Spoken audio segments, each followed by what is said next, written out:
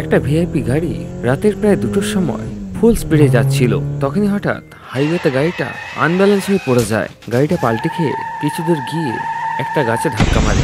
গাছে ধাক্কা লাগার পর গাড়িটা সম্পূর্ণভাবে ভেঙে যায়। তোমরা কি দেখে বলতে পারবে গাড়িটা কেন পাল্টি খেলো? ভাবো ভাবো।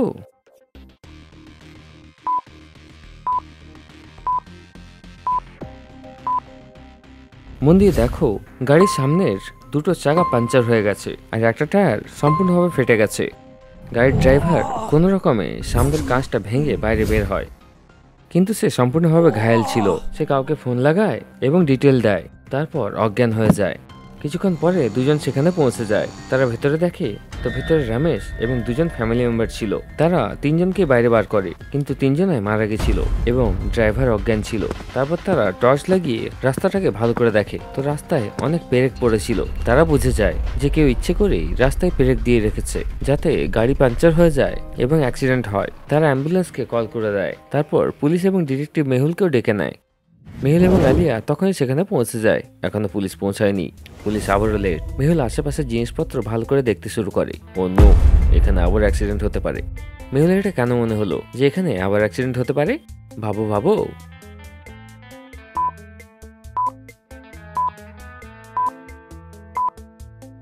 পেরেকগুলো এখনো রাস্তায় পড়ে আছে। অন্য কোনো গাড়িও যদি এই রাস্তা দিয়ে যায় তাহলে পাঞ্চার হতে পারে এবং ব্যালেন্স হারাতে পারে। আলিয়া পেরেকগুলোকে পরিষ্কার করতে থাকে এবং মেহুল দুজনকে জিজ্ঞাসাবাদ করে। তাদের মধ্যে একজন বলে, স্যার, আমার নাম শিবম আর এটা আমার ছোট ভাই শিব। এই গাড়ির ভেতরে আমার বাবা রমেশ আর 2জন ফ্যামিলি মেম্বার ছিল। কিছুক্ষণ আগে আমরা গাড়ির ড্রাইভারের ফোন পেয়েছিলাম এবং সে বলে যে গাড়ির অ্যাক্সিডেন্ট হয়ে গেছে, তাই আমরা এখানে চলে এসেছি। তখন সেখানে অ্যাম্বুলেন্সও চলে আসে। তার সাথে ডক্টর সঞ্জনাও সেখানে পৌঁছে যায় এবং ড্রাইভারের চিকিৎসা করতে শুরু করে। মেহুল 3টি ডেড বডিকেই ভালো করে দেখে এবং তখনই বুঝে যায় যে এদের মার্ডার করা হয়েছে। কেন? মেহুল এমন কি দেখে নিল যাতে তার মনে হলো এটা মার্ডার? ভাবো ভাবো।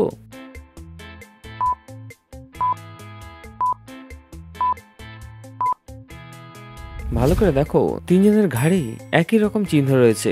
আর এটা কি করে সম্ভব যে অ্যাক্সিডেন্টের পরে যে 3জনের ঘাড়েই একই রকম চিহ্ন হয়ে গেল? অর্থাৎ অ্যাক্সিডেন্ট হওয়ার আগে কেউ তাদেরকে ইঞ্জেকশন দিয়েছে।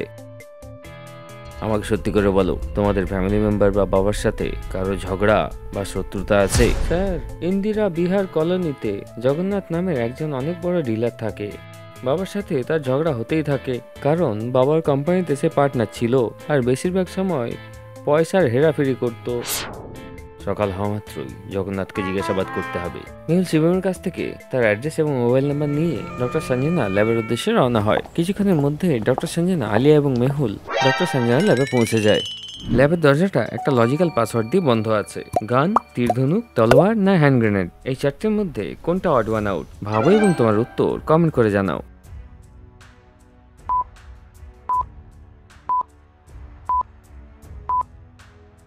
এই 4টের মধ্যে তলোয়ার সবচেয়ে আলাদা, কারণ তলোয়ার বাদ দিয়ে বাকিগুলোকে দূর থেকেই চালানো যায়, যেখানে তলোয়ারটাকে হাতে ধরে চালানো হয়। বাকি 3টে অস্ত্র, কিন্তু তলোয়ার হলো শস্ত্র। তোমাদের মাথায় অন্য কোনো যুক্তি এসে থাকলে অবশ্যই কমেন্টে জানাও। মেহুল 3 নম্বর বাটন প্রেস করে এবং 3জনাই ল্যাবের ভেতরে চলে যায়। মেহুল, স্মার্ট তুমি, কত সহজে সলভ করে নিলে। তাই তো ডক্টর সঞ্জনা, আমি সুপার ডিটেকটিভ। মেহুল বডিটাকে ল্যাবে রেখে ডক্টর সঞ্জনা রিসার্চের জন্য ছেড়ে দেয়। আলিয়াও ডক্টর সঞ্জনাকে সাহায্য করার জন্য সেখানেই থেকে যায়। মেহুল তখনই থেকে জগন্নাথের বাড়ি পৌঁছে যায়। সকাল 4টে বাজছিল।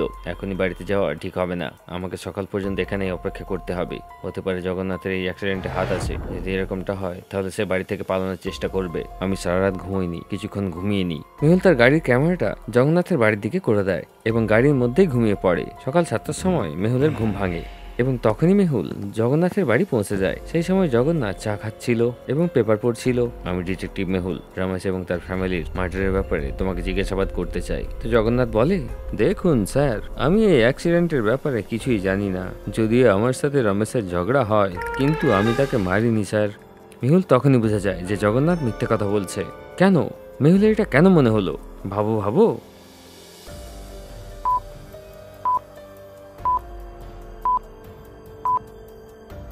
জগন্নাথ বলছিল সে অ্যাক্সিডেন্টের ব্যাপারে কিছুই জানে না, কিন্তু মেহুল অ্যাক্সিডেন্টের ব্যাপারে তাকে কিছু বলেইনি। তো সে কি করে বুঝলো যে অ্যাক্সিডেন্ট হয়েছিল? অর্থাৎ নিশ্চয়ই সে কিছু লুকোচ্ছে। মেহুল তাকে ধরে ফেলে। তো জগন্নাথ কাঁদতে শুরু করে দেয় এবং বলে, স্যার আমি কিছুই জানি না, আমি কিছুই করিনি স্যার। এখন শুধু কেঁদে কোনো লাভ নেই, যা যা জানো সত্যি করে বলো।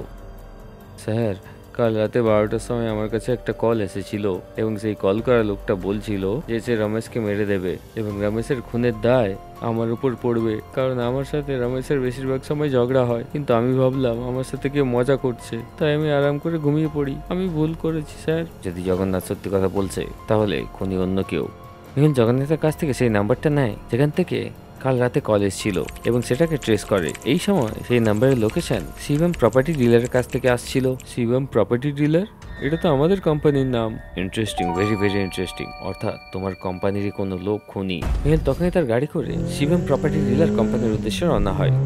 জগন্নাথের বাড়ির থেকে কোম্পানি পর্যন্ত পৌঁছানো 3টে রাস্তা ছিল। প্রথম রাস্তা রেল লাইন দিয়ে যায়। এই রাস্তা দিয়ে কোম্পানি পর্যন্ত পৌঁছাতে 39 মিনিট লাগে, কিন্তু 40 মিনিট পরে সেখান দিয়ে একটা ট্রেন যাবে। আর যদি মেহুল 1 মিনিট লেট হয়ে যায় তাহলে তাকে সেখানে অপেক্ষা করতে হবে। দ্বিতীয় রাস্তাটা মেট্রো রাস্তা দিয়ে যায়, কিন্তু এই রাস্তায় ট্রাফিক বেশি হওয়ার জন্য 45 মিনিট টাইম লাগে। তৃতীয় রাস্তাটা খুবই লম্বা এবং 50 মিনিট টাইম লাগে। তো ভাবো এবং আমাকে বলো কোন রাস্তাটা নেবে মেহুল?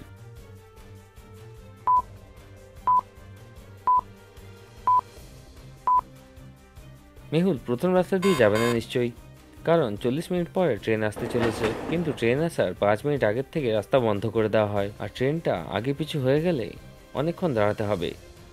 আপনারা ইন্ডিয়ান ট্রেন এবং টাইমিংয়ে ট্রাস্ট করতে পারবে না। মেহুল দ্বিতীয় রাস্তা দিয়ে যাবে, কারণ তৃতীয় রাস্তাতে 50 মিনিট টাইম লাগে। মেহুল দ্বিতীয় রাস্তা নেয় এবং কোম্পানির উদ্দেশ্যে রওনা হয়। মেহুল কোম্পানিতে পৌঁছে যায়। কোম্পানির মধ্যে 3জন বসেছিল। এই কোম্পানিতে যতজন লোক কাজ করে তাদেরকে এখানে ডাকো।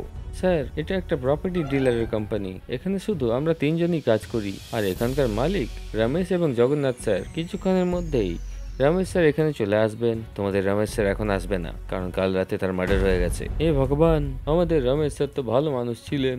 মৃত্যু এটা দেখে না যে কে ভালো কে খারাপ। এমনি তো তোমাদের রমেশ স্যারের মার্ডার করা হয়েছে, তাও আর খুব প্ল্যানিং এর সাথে। আমার ডাউট যে মার্ডার করা লোকটা তোমাদের 3জনের মধ্যে কেউ একজন। স্যার, আপনি আমাদের উপরে মিথ্যে দোষ চাপাচ্ছেন, আমরা এরকমটা করতে পারি না। কে সত্যি বলছে কে মিথ্যে বলছে তা এখনই জানা যাবে। মেহুল আবারও মোবাইলটাকে ট্রেস করার চেষ্টা করে, কিন্তু এইবারে মোবাইল নাম্বারটা বন্ধ আসছিল এবং ট্রেস হচ্ছিল না।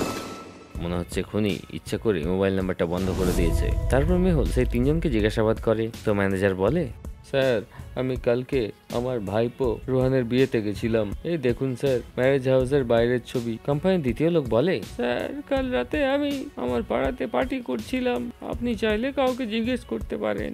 কোম্পানির তৃতীয় জন বলে, স্যার কাল রাতে আমি আমার ওয়াইফের সাথে বার্থডে মানাতে হোটেলে গেছিলাম, এই দেখুন সেখানকার ছবি।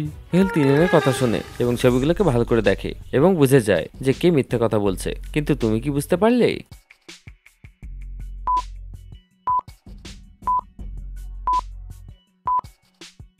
ম্যানেজার মিথ্যে কথা বলছে।